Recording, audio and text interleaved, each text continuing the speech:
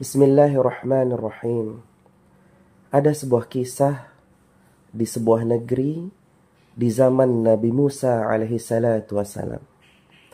Kisah yang penuh hikmah dan mudah-mudahan menjadi pelajaran untuk kita semua. Ada seorang laki-laki yang sangat ahli ibadah di zaman Nabi Musa alaihi salatu wassalam. Suatu ketika terjadilah musibah banjir bandang yang melanda negeri laki-laki ini. Ketika banjir ini mulai masuk ke negerinya, masuk ke rumahnya, laki-laki ini berdoa kepada Allah Subhanahu wa ta'ala. Ya Allah, selamatkanlah saya. Tidak lama kemudian, datanglah seorang yang berjalan kaki, menggedor pintu rumahnya. Lalu laki-laki yang ahli ibadah ini membuka pintu rumahnya seraya berkata, "Ada apa?"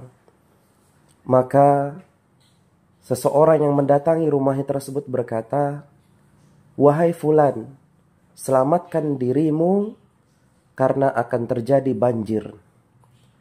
Lalu laki-laki yang ahli ibadah ini menjawab, "Aku tidak perlu menyelamatkan diriku dan aku tidak perlu diselamatkan oleh kamu. Karena aku hanya butuh Allah Subhanahu wa ta'ala." Maka seorang yang berjalan kaki tadi pergi meninggalkan laki-laki yang ahli ibadah ini. Lambat laun banjir mulai setinggi lututnya. Ketika banjir ini mulai setinggi lututnya, maka laki-laki yang ahli ibadah ini berdoa kepada Allah. Ya Allah, tolonglah hamba, tolonglah hamba. Tidak lama kemudian, datanglah seseorang yang menunggang kuda. Seseorang yang menunggang kuda ini melewati rumah si ahli ibadah ini. Maka dia berkata, "Wahai fulan, naiklah ke atas kudaku, niscaya kamu akan selamat dari banjir ini." Namun, laki-laki yang ahli ibadah ini pun menjawab, "Aku tidak butuh kudamu dan aku tidak butuh pertolonganmu. Karena aku hanya membutuhkan pertolongan Allah Subhanahu wa ta'ala semata-mata." Tidak lama kemudian, banjir yang melanda negeri tersebut sampai kepada leher daripada laki-laki ahli ibadah ini.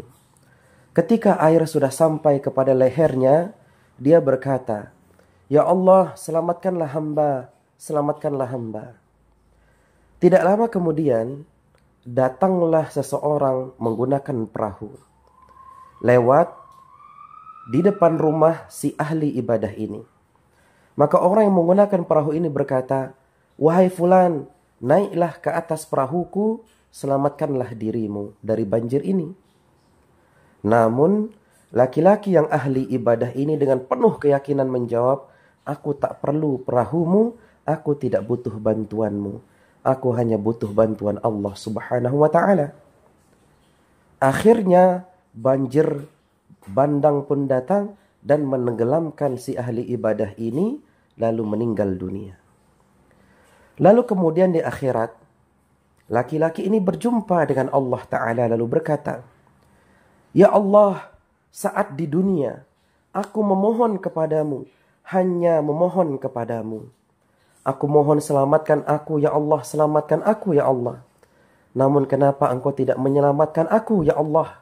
Kata laki-laki si ahli ibadah ini di hadapan Allah. Lalu Allah pun menjawab, "Aku sudah mengirim seorang laki-laki yang berjalan kaki, engkau menolak.